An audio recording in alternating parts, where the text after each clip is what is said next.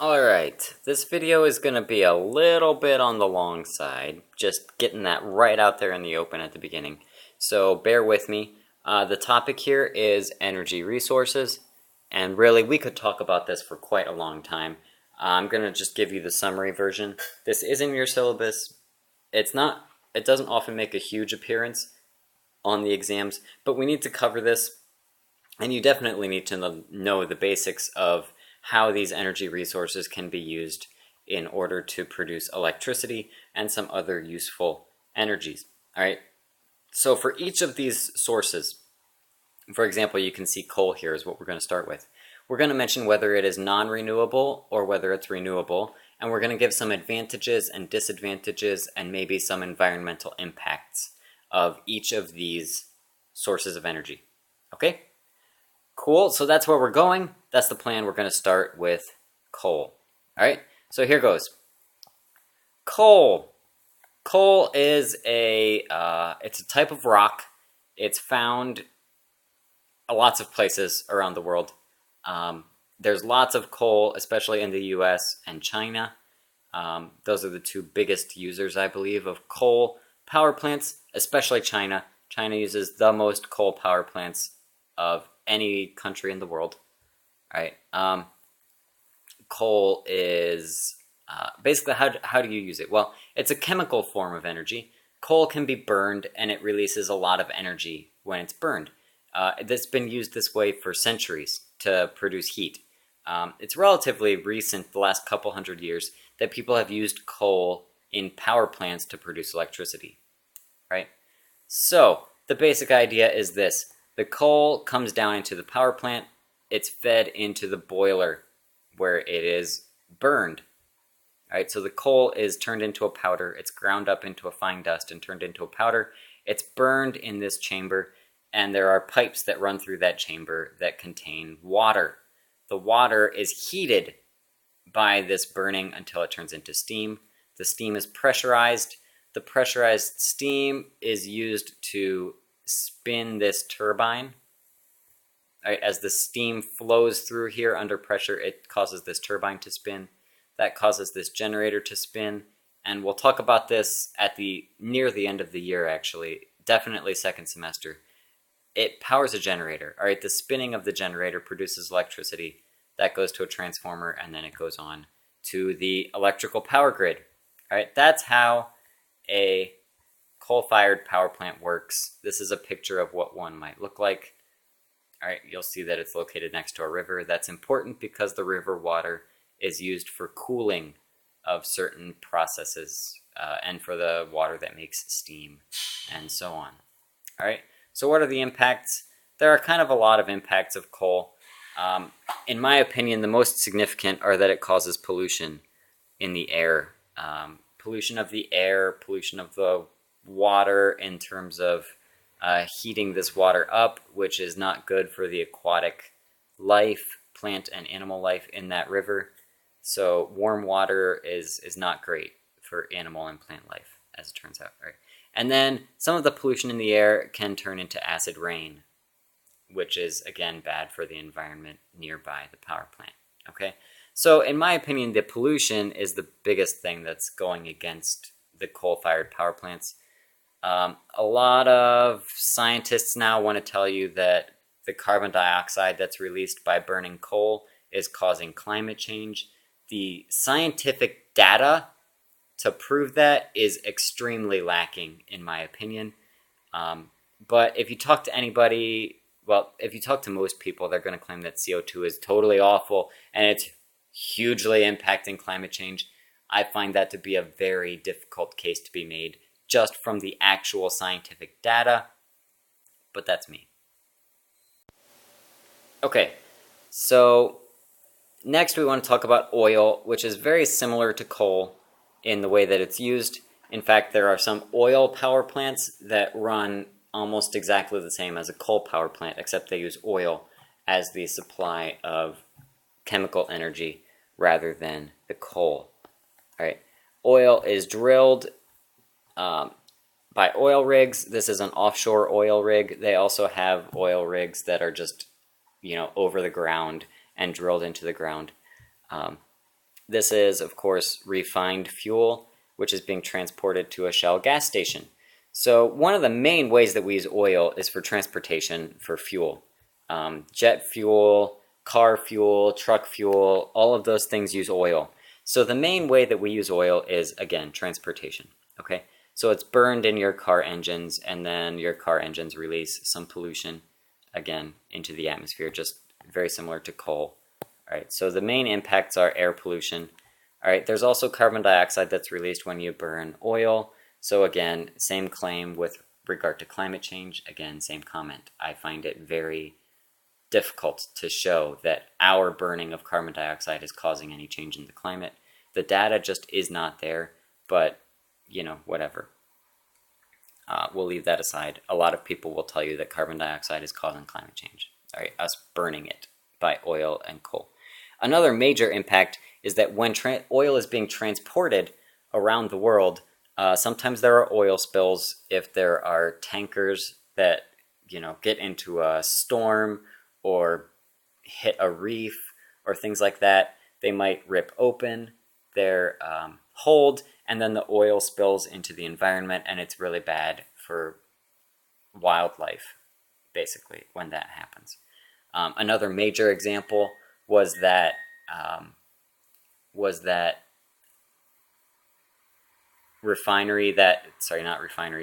oil rig in the Gulf of Mexico where the pipe broke and there was oil just spilling for months.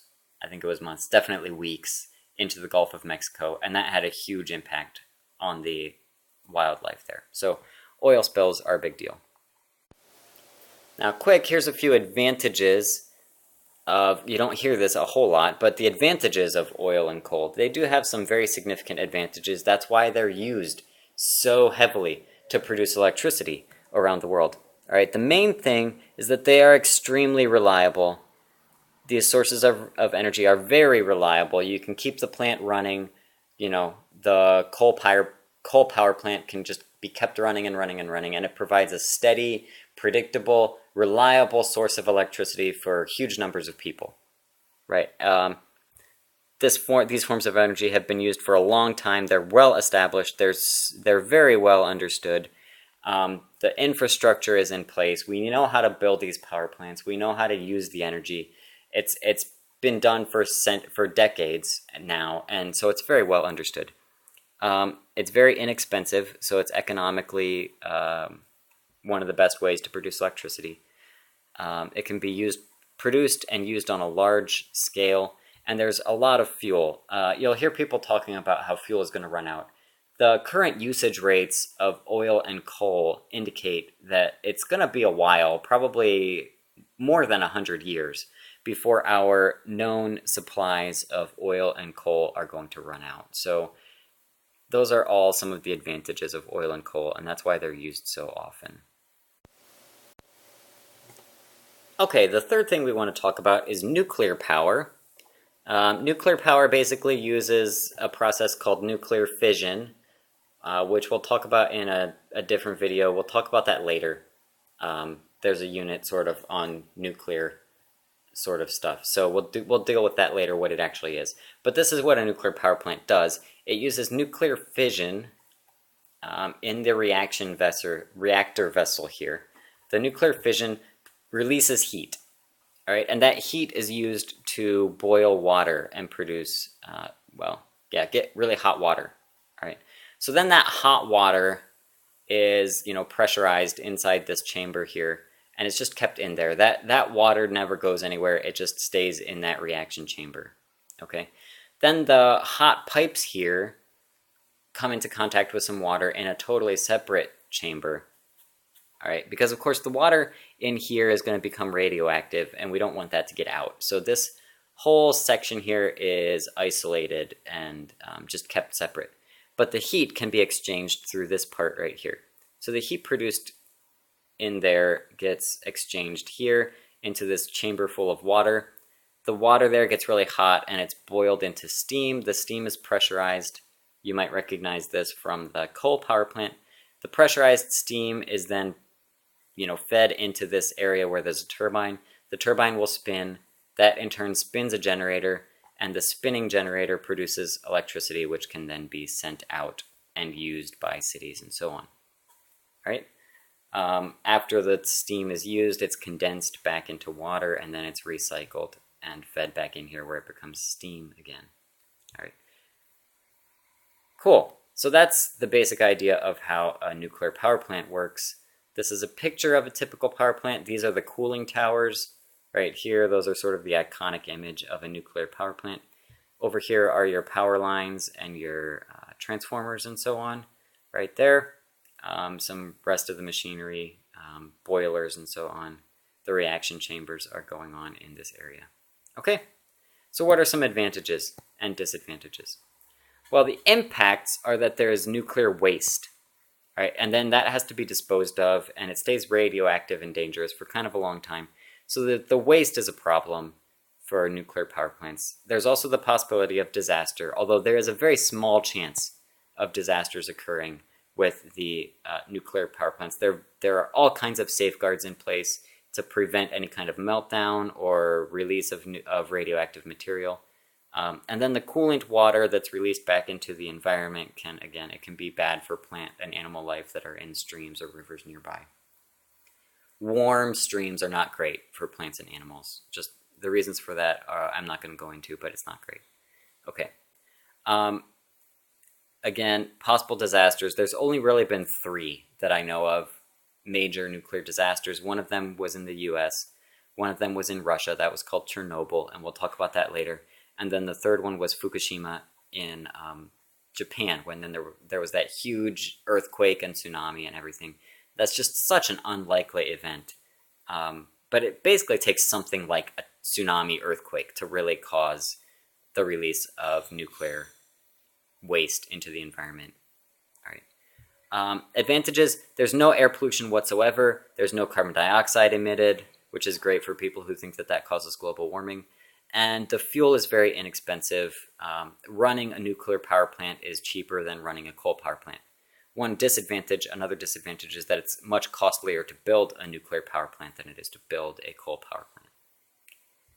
All right. It's also worth noting that nuclear power is non-renewable, if I didn't mention that already, and the reason for that is that uranium is the source of the nuclear fuel, and there is not any more uranium being made inside the Earth, as far as we can tell. We have a certain amount of uranium, and once that is all used up, it's gone. There's no more to be had. All right?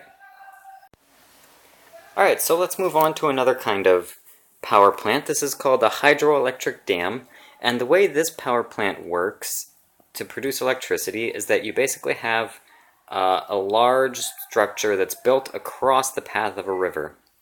This might be a little bit, well, you can't really see the river, but the dam looks like this, something like this. This is an actual hydroelectric dam.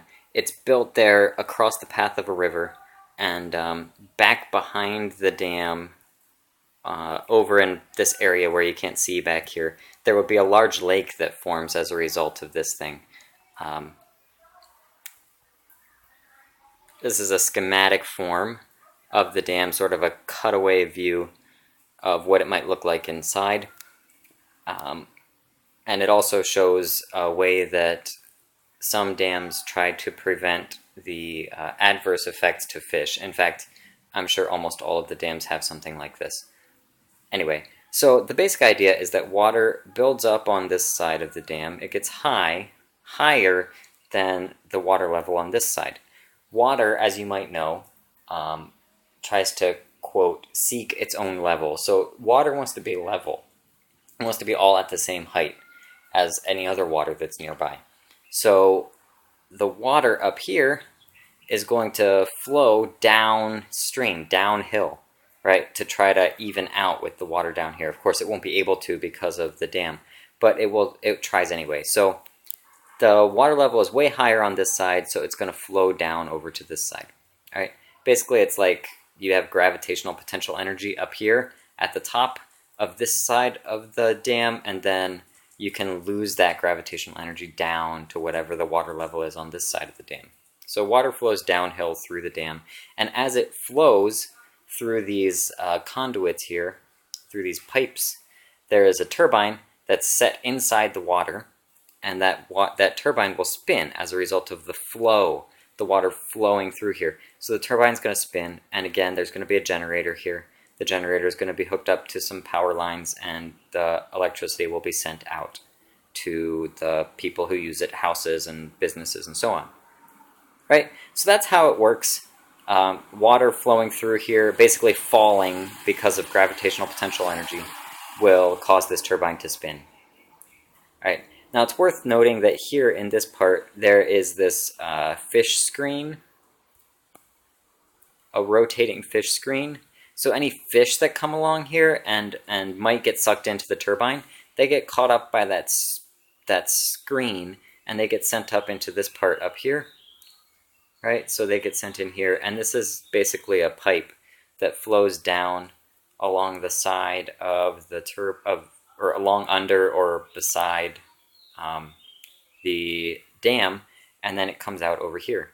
So the fish can then basically move downstream from the dam without getting caught up and killed in the turbine. Pretty cool.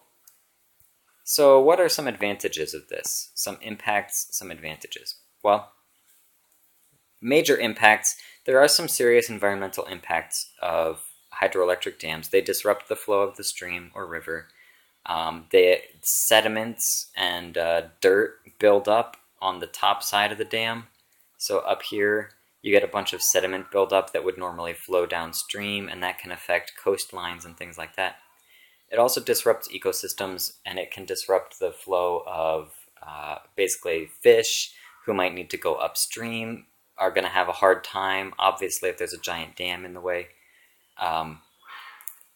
Stuff like that. Now, what are advantages? They're very efficient. A really large hydroelectric dam can be even 95% efficient. So extremely efficient in converting the potential energy of the water behind the dam into electricity. There's absolutely no pollution at all of the operating of the dam, and there's no carbon dioxide released. Operating the dams are relatively cheap, although building them takes a long time and can be quite expensive. Another problem that's not written here, but another problem with hydroelectricity is that you need a good building site on a river. There are certain features of the river that have to be true at that point, and there are very few of those sorts of sites left. We've kind of reached maximum capacity just about of how many hydroelectric dams we can build in the world on major rivers and so on and so forth. So this one's not hugely viable going forward, but it's very good. The ones that we have right now are extremely helpful to us. And then obviously this is renewable, because as long as there is water in this flowing into the lake at the top here to keep the water level high, then you will always have electricity produced by this thing. So it's quite reliable. It's very renewable. All you need is water to continue to flow in, and that's it. Okay, there's one other way that water is used to produce electricity, and this one is very new, more recent sort of an idea here.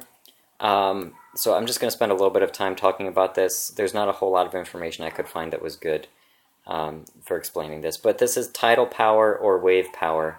And the basic idea is that you, on the coastline where there's preferably very active waves or very high rise, very large differences in high tide and low tide, then you build something like this device here. This is for wave power. And the idea is that the waves or the tide, if it's a tidal station, the waves come up over here and they splash up into this reservoir up here. So waves come along, water splashes up there, water splashes up there, and hopefully if there's lots of waves and they're large, then lots of water splashes up in here. So then this water up here is higher than the rest of the water around it, and it's going to want to fall down, right? Because again, same sort of thing, gravitational potential energy. The water is going to try to go to the lowest point it can get to. So it's going to fall down through here, and then you put a turbine right there in that part. The turbine's going to spin as the water falls through it, and that's going to spin a generator, and that produces electricity. So that's the basic idea of this. Some disadvantages of this technology is that it's very new, it's not well established, it's fairly expensive. It's not reliable, and it's of limited use. I mean, you have to have a location that has really good wave action, and it's got to have good wave action a lot of the time. Calm seas are not going to be good for this. You really need the waves. So it's very weather dependent, and it's very location dependent.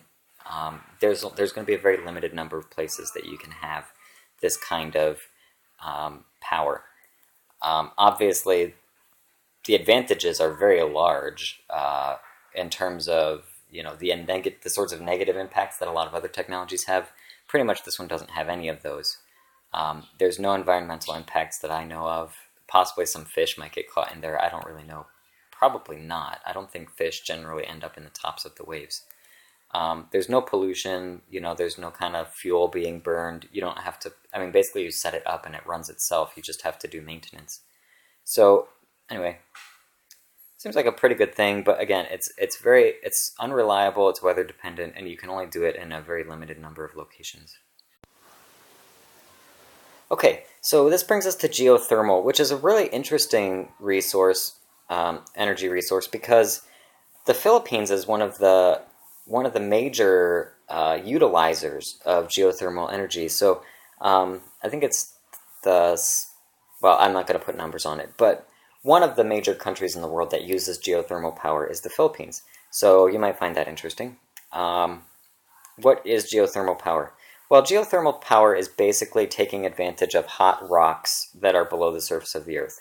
So you need an area of the Earth that is geologically active underneath. It has to be hot. You have to have hot region of rocks below the surface that's accessible. But it can't be obviously super close to the surface, or else you're going to be burning up your buildings. So you can't exactly do this on top of a volcano, for example. But you need some area that's hot underneath the surface. Pretty hot. Hot enough to boil water. All right. So then the idea is that you pump some water down into this hot rocks. You let the water flow down in there and get hot, and basically it's going to turn into steam.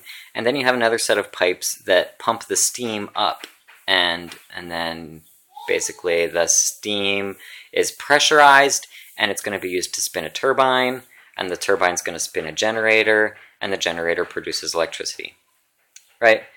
You're probably noticing the theme here. Spin a turbine, turbine spins a generator, you produce electricity. Spin a turbine, spins a generator, produce electricity. Pretty much all of your power plants have to do that, with the exception of the last one that we're going to talk about. So there's always a turbine, and the turbine always spins to produce electricity. Again, only one exception, and that's solar, which we're going to talk about next after we're done here. Okay? So that's the basic idea of how this works. You get water, cool water, you pump it down in here. It gets hot, it turns into steam. You pump the steam back up into the power plant and use the steam to spin a turbine. And that's about it.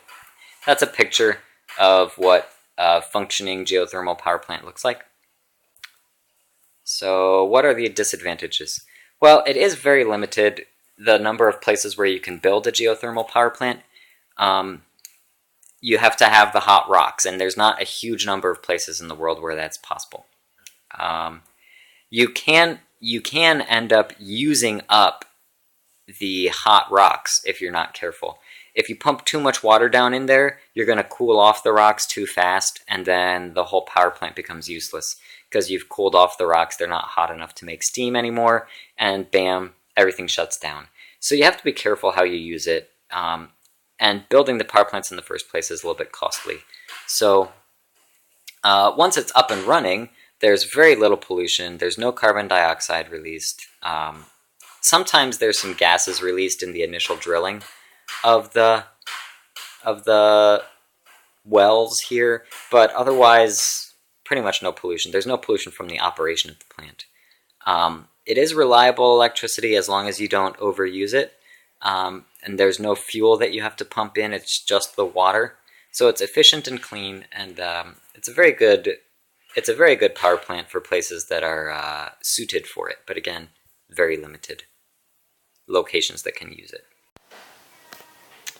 Alright, and that brings us to our last resource we're going to talk about, which is solar power. Obviously it's renewable, the sun is always there.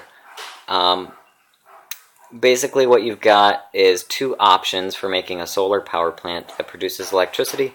Option number one looks something like this. You've got an array of solar mirrors. Those mirrors are pointed at a central tower here and here. The central tower has some kind of liquid or maybe salt inside of it that can get hot and really hot. So that material in there gets hot and hot enough to boil water, and then it's used to boil water and produce steam, and at that point it's the same kind of thing as we were talking about in other kinds of power plants. Basically, you boil the steam, you put the steam through some pipes. The steam then is used to spin a turbine. The turbine spins a generator, and that produces electricity. So this version of solar power, again, uses a turbine. Alright, so the other kind of solar power plant would be using solar panels. Now these do not use electricity, or do not use a turbine. Solar panels, basically, you get sun comes in, hits the panels, and the panels convert it into electricity. It's just that easy.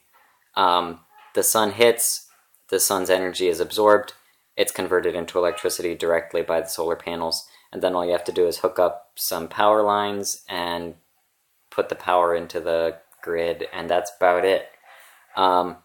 Problem, well, you're like, well, so why doesn't everybody use solar panels, right? I mean, good grief, that's so easy.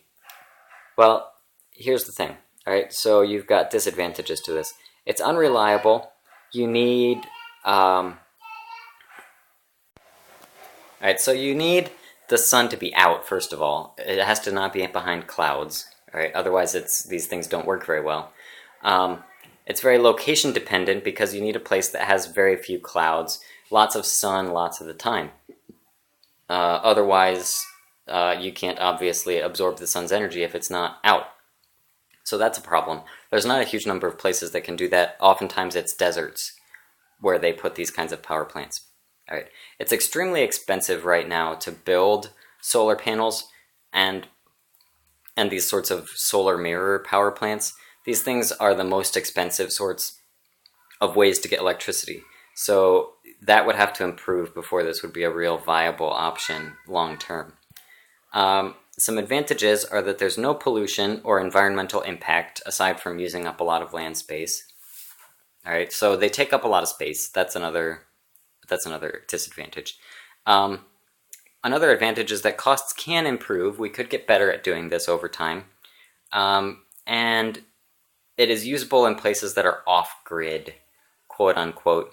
Places that are like remote or far away, if you can get solar panels out to them, then they can produce their own electricity. They don't have to be hooked into a big power grid.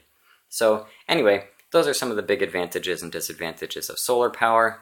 And that pretty much wraps up our discussion of these different energy resources, and this video is plenty long enough as it is, so there you go. That's an overview of all of these different resources. Cool!